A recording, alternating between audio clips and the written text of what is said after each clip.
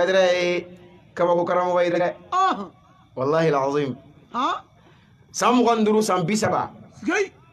أكمل كم منوفو أواتي كم نوكا غير هكلوما كم نوفا ميا جليالا نبي chensigi lama aka jodirama ko ye min fo natu nangarla ko o yere de yuli baliye sangare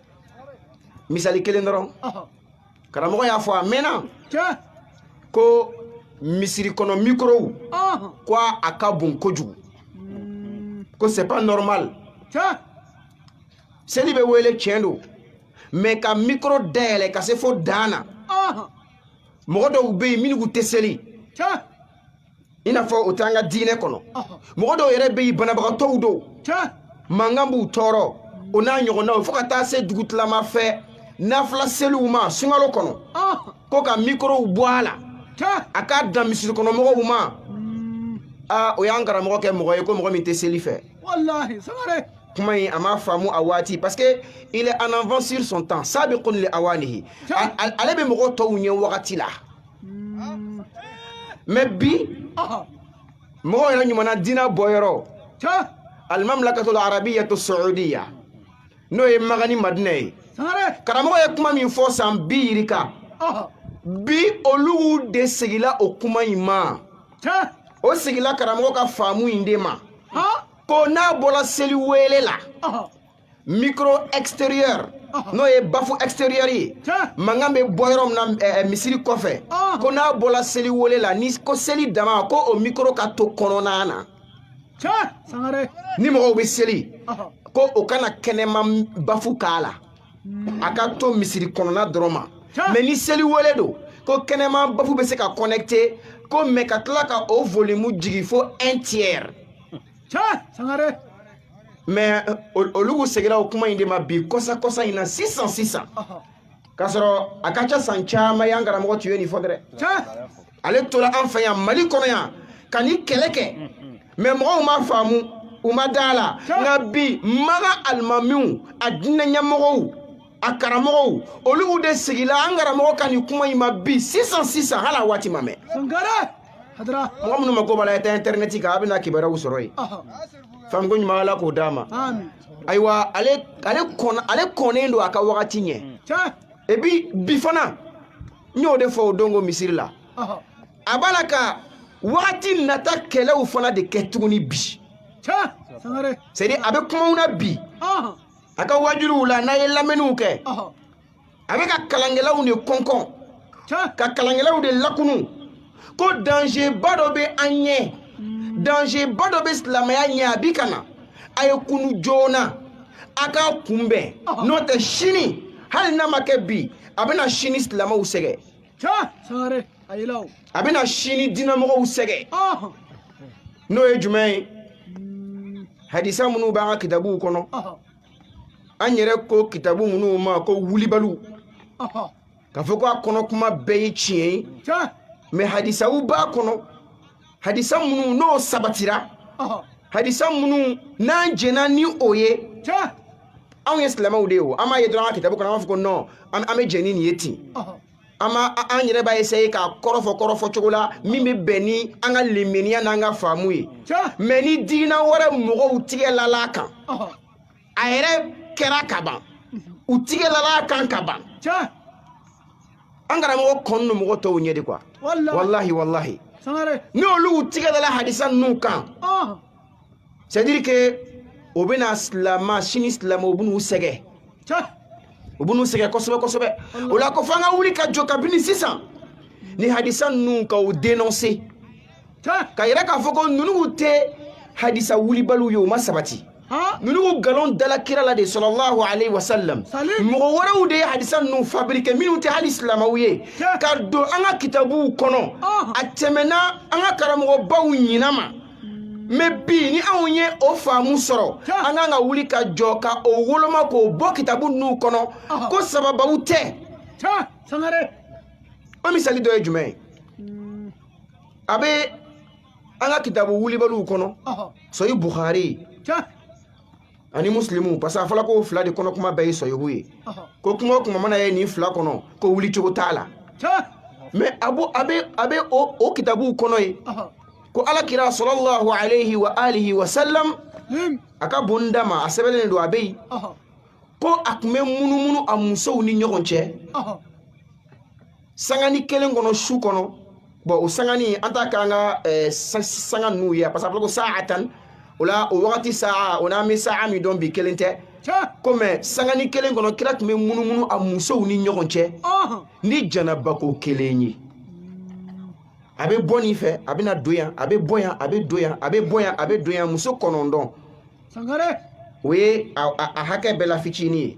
parce que tuma dɔ la o tun ye 11 ye maa fatila ka 9 de to yen an ka 9 ta dɔrɔn an ka da bɛɛ la fitinin ta mais ko kira tun bɛ munumunu a musow bɛɛ ni ɲɔgɔn cɛ ni janaba ko kelen ye a ye hakɛ to mais nin kɔrɔ yi di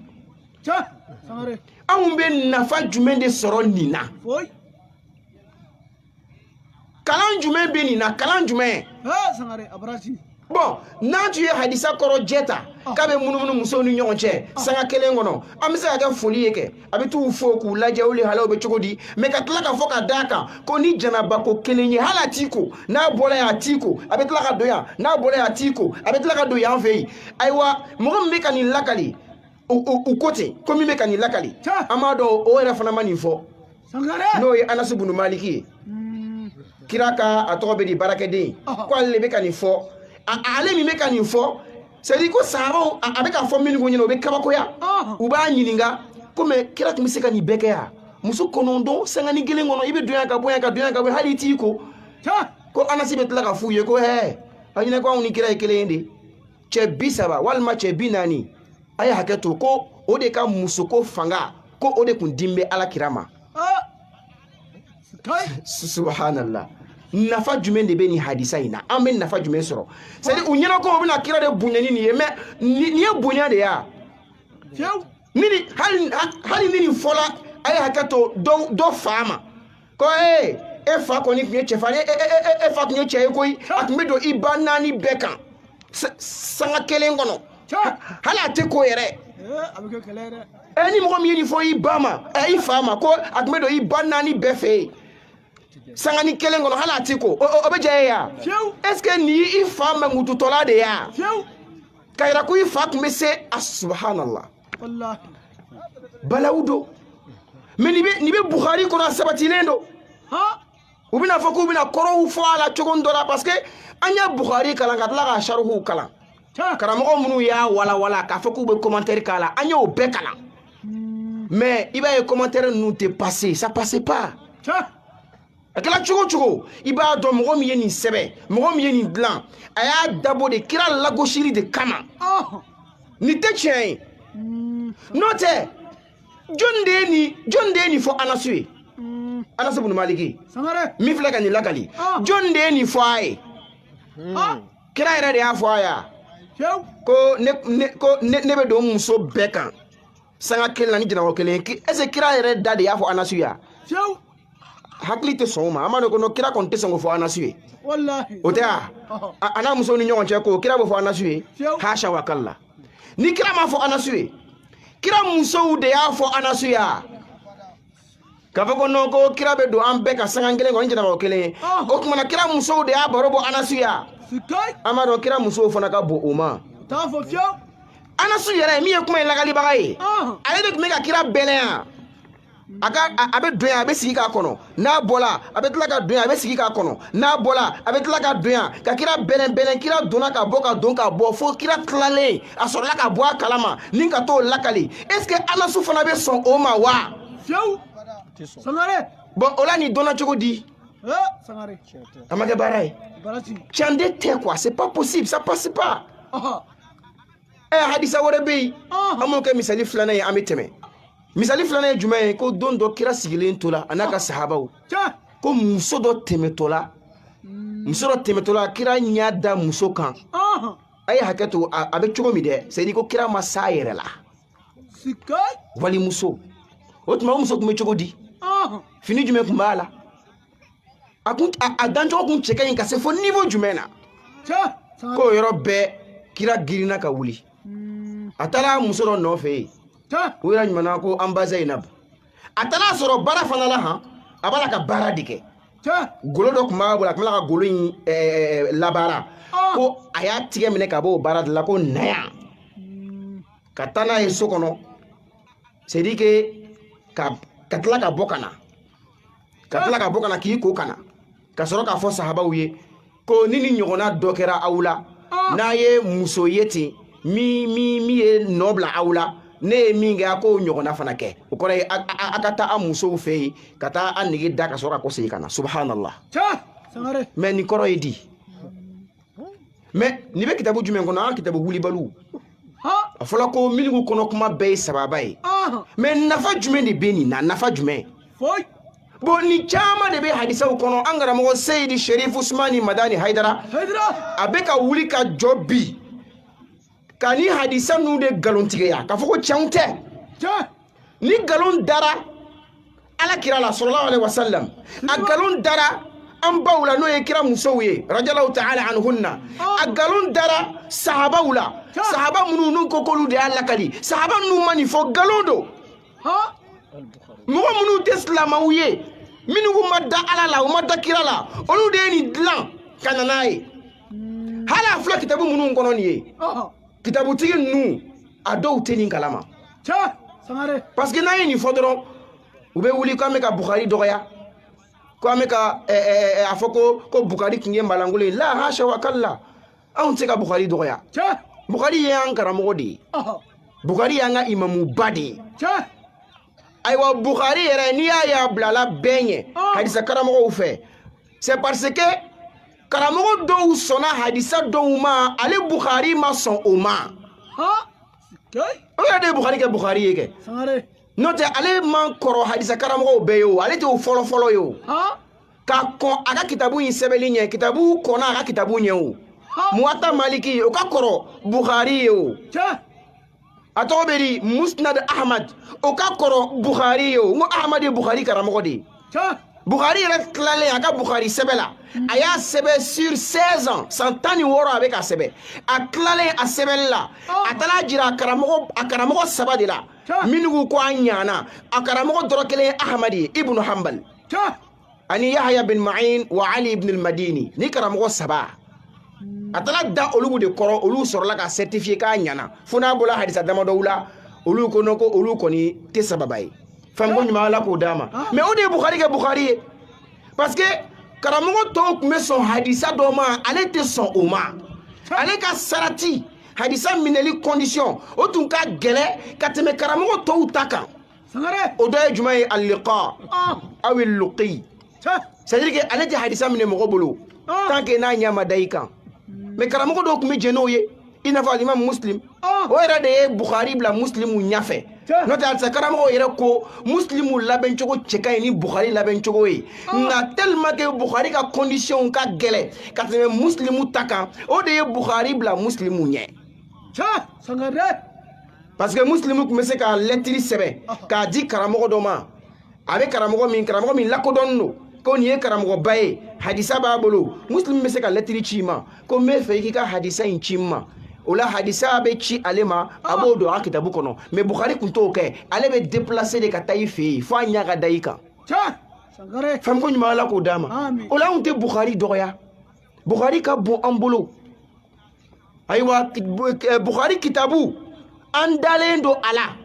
mais k'a fɔ k'a kɔnɔ kuma bɛɛ ye tiɲɛ ye 100% o de tɛ sababa ye hadisa dɔw b'a kɔnɔ Bukhari yɛrɛ tɛ nin kalama Bukhari ye kitabu min sɛbɛn a kitabu tɛ diyan kɔnɔ a yɛrɛ ye min sɛbɛn a ye Bukhari min sɛbɛn a tɛ diyan kɔnɔ ayi a tɛ yen Bukhari ye mɔgɔ min kalan a ka kitabu la n'o ye Sahih Bukhari ye a ye mɔgɔ min kalan a la sɛbɛnfɛnw na ko mɔgɔ 90,000 rajulin mɔgɔ 90,000 a y'o de kalan a la min sɛbɛnlen don kitabu kɔnɔ mais o mɔgɔ 90,000 in n'a ye min kalan a la i bɛ tila k'a sɛbɛn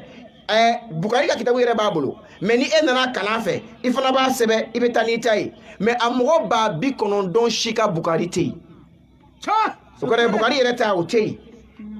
mais a ye mɔgɔ minnu fana kalan la mɔgɔ 90,000 olu fana ta fana tɛ yen ayiwa o mɔgɔ 90,000 in kalanden kelen dɔrɔn de bɛ yen kalanin kelen dɔrɔn Tiens. ale tɔgɔ ye Muhammad bin Yusuf al-Farabri. Muhammad bin Yusuf al-Farabri ale mɔgɔ kelen dɔrɔn de bɛ yen min ka et puis o t'ale yɛrɛ fana ye dɛ ale fana ka kalanden Muhammad bin Ahmad al-Marwazi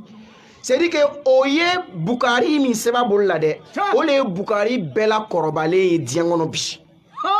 k'a sɔrɔ a ka kalanden in ka kalanden san 55 o de b'o ni Bukari cɛ Bukari fatula hijira san 256 mais a ka kalanden in ka kalanden al-Marwazi ale bangela hijira san 301 55 ans o de bɛ le plus vieux Bukari min b'an bolo bi o sɛbɛnbaga a bange san ni Bukari san fatu san o de b'o ni ɲɔgɔn cɛ san 50 ani san 5 Sangare.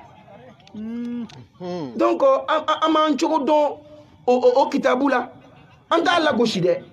ayi an t'a valeur bɔ a la mais k'a fɔ a kɔnɔ kuma bɛɛ ye tiɲɛ ye o tɛ sababa ye ayiwa an filɛ k'o kuma min fana fɔ nin ye nin tɛ kuma ye ko an bɔla dɔnni kɔnɔ jamais au grand jamais Tiens. Sangare. hasha wa kalla kuma tɛ k'a fɔ ko non fɛn ma bɛn i hakili ma e b'a fɔ k'o tɛ tiɲɛ ye an karamɔgɔ Ibnul Jawzi Sangare. Abul Faraj Ibnul Jawzi ale ye hijira san 500 karamɔgɔ dɔ de ye Tiens. o t'an tile karamɔgɔ hijira san 500 karamɔgɔ dɔ ale le ko ten a ko idha ra'ayta al-haditha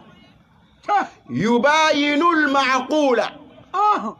wa yukhalifu al-manqula wa yunaqidu al-usula fa'lam annahu mawdu'un. Allahu akbar. Abul Faraj Ibnul Jawzi ale ni Ibnu Qayyim al-Jawziyya o tɛ kelen ye parce que Ibnu Qayyim al-Jawziyya o ye Ibnu Taymiya ka kalanden de ye alors que Ibnul Jawzi ale ka kɔrɔ olu bɛɛ ye fanko ɲuman Ala k'o d'a ma Ala ko n'i ye hadisa ye yubayinu al-ma'qula c'est-à-dire a bɛ ka hakili sɔsɔ ka hakili ani hakili farala ka bɔ ɲɔgɔn na yukhalifu al-aqla as-sarih ani hakili tɛ taa fan kelen fɛ walima fɛn min lakalila bɛɛ bɛ min dɔn i n'a fɔ kɔrɔna bɛɛ y'o lakali a y'o fɔ ko ɲɔgɔnya walima a ye lasiri bin ko a dɔn k'a fɔ ko o ye nkalon ye kira ma nin fɔ o misali caman bɛ yen kɛ hadisaw b'an ka kitabuw kɔnɔ ko nɔ ko misisogo ye bana de ye k'a kana misisogo dun karamɔgɔw sɔrɔla yen minnu y'a tasihihu walima ka tahasinu i n'a fɔ an karamɔgɔ Nasiruddin al-Albani mais hada yubayinu al-ma'qul fanko ɲuman Ala k'o d'a ma mais nin ye jɔnni kumakan ye Ibnul Jawzi o la fo o yɔrɔnin de k'a faamu k'a fɔ ko Bukari dɔgɔyatɔ tɛ Bukari lagositɔ tɛ walima hadisaw sabotetɔ tɛ mais hadisa dɔw de bɛ yen minnu tɛ se ka sabati hali n'a bɛ Bukari kɔnɔ anw yɛrɛ bɛ Bukari saniya a fɔli ma ko nin nkalon dara a la de fanko ɲuman Ala k'o d'a ma an bɛ bɔ nin yɔrɔnin in kɔnɔ ni an karamɔgɔ dɔ ka kumakan ye ale tɔgɔ ye Ahmad bin Siddiq al-Ghumari Ahmad ibn Siddiq al-Ghumari ale ye kuma in fɔ a kitabu kɔnɔ min tɔgɔ ye al-Mughir ala al-ahadith al-mawdu'a fi al-jami' as-saghir ako fa kam hadithin sahahu al-huffaz wa huwa batilun ako hadisa caman bɛ yen hadisa karamɔgɔw ko nin ka kɛnɛ sahih ko ka sɔrɔ nkalon don bin nadari ila ma'nahu ko n'i y'a kɔrɔ lajɛ i b'a sɔrɔ ko nin tɛ se ka sabati wa mu'aradatihi lil qur'ani ko ayiwa a bɛ kɔrɔna sɔsɔli min kɛ i b'a dɔn k'a fɔ ko nin tɛ se ka sabati nin tɛ Haidara mankan ye dɛ ni Haidara ko an bana ni hadisa in na sabu a bɛ kɔrɔna sɔsɔ a bɛ dɔw ɲɛna ko a ye kunfinkan de fɔ k'a ma dɔnni kɛbaga kan fɔ nin ye jɔnni mankan ye Ahmad bin Siddiq al-Ghumari khatimatul huffaz ale de bɛ ka nin fɔ ten a ko hadisa caman bɛ yen hadisa karamɔgɔw y'a kɛnɛya ko nka nkalon don n'i y'a kɔrɔ lajɛ ani n'i y'a ye a bɛ ka kɔrɔna sɔsɔ awi sunnati sahiha walima kira ka taabolo kɛnɛma aw mukhalafati al-waqi' wa tarikh walima fɛn min bɛ dɔ fɔ histoire min yɛrɛ kɛla fɛn min n'i y'a ye hadisa bɛ ka fɛn wɛrɛ fɔ min tɛ o ye hali ni karamɔgɔw ko sahihu don ko nkalon don a ko li dukhuli al-wahmi wal ghalat fihi ala al-ma'ruf bil adala a ko sabula mɔgɔ min dɔnnen don ni danaya ye a tigi bɛ se ka fili don hadisa la adono ni danaya ma bisika fili bal qad yata'ammadu al-kadhiba ko hali afolo ko mo mi yere danaya mo yi abisiki tu ka galontige fa inna shuhrata bil adala la tufidu al-qata' fi al-waqi' ako sabula mo ka la kodon ni danaya yi o tajira ko danaya mo do dengeniya yere la ko to jira sangare mais angara mo bina kuma jume foya ako wa minha ahadithu sahihaini ako wa bukhari ni muslimu ko hadisa ubeni fanana ha ufana bin nakoy fa inna fiha ma huwa maqtu'un bi butlanihi ako sabula feme kitabu flan ngono minu ka foko chaunte galondo ko dengeniya de bu dima ko ni te chen fala taghtar bidhalik كوي كنيرة ملاسانوي ولا تتهيأ بالحكم عليه بالوضع إكنا سرفيو ككتب بولاكا كو غلوندو لما يذكرونه كو سابلا مغوبافو من الإجماع على صحة ما فيهما كو فيون فمي كتابو فلاي غنو كو بي سبباي أو بينا كو إكنا سرفوني فإنها دعوة فارغة لا تثبت عند البحث والتمحيص كو سابلا كما ديرو kuma mini dalutala ate sabati fiu nikiba tenten ka sege fa innal ijma'a ala sihhati jami'i ahadith as-sahihain akoka fukuka benkanta bukhari ni muslimu ka hadisa bela keneyama ghayru ma'qulin ko haklit sika son uma wala waqi' o yere make John yani fo Ahmad bin Siddiq al-Ghumari kitabu jume kono al-Mughir ala al-ahadith al-mawdu'a fi al-jami' as-saghir ay wangara mo Albani ali kele kan kuma yi asegile kuma yi ga kitabu kono mi to adabu zifaf ay ni kuma yi la kalimi ga ko qultu ko ne Albani ko wa hadha mimma la yashukku fihi kullu bahithin mutamarris ako boko ni kuma ye mo sega sega di kele hadisa ko la kibi yere kalama kuti siga nafiu fi hadha al-ilmi la yashukku fihi kullu bahithin mutamarris fi hadha al-ilmi mo beni doni kalama ki siga siga doni na ki te siga gumari kan kuma ina wa qad kuntu dhakartu nahwahu fi muqaddamati sharh at-tahawiyya qala rayni nyona dofo aka tahawiyya sharhu daminena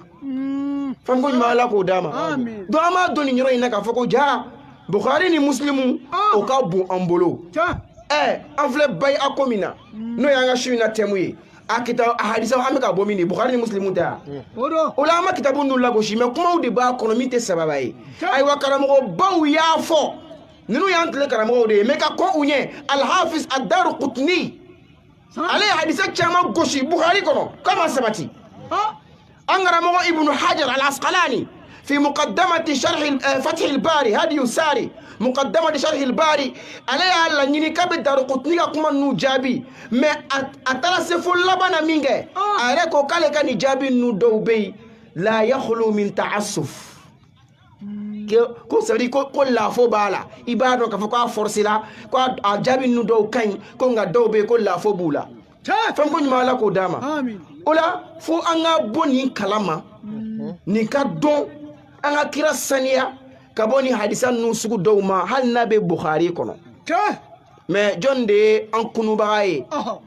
kani ka serike kani sranjirana ori an karamo e Sayyid Sharif Usmani Madani Haidara afuda tambulu de ama nyini ala fa shi jani kenya ala ko dama abe mi nyini herla rabbi ala ko kai ni kira hormay nasum la hormay so ya rasul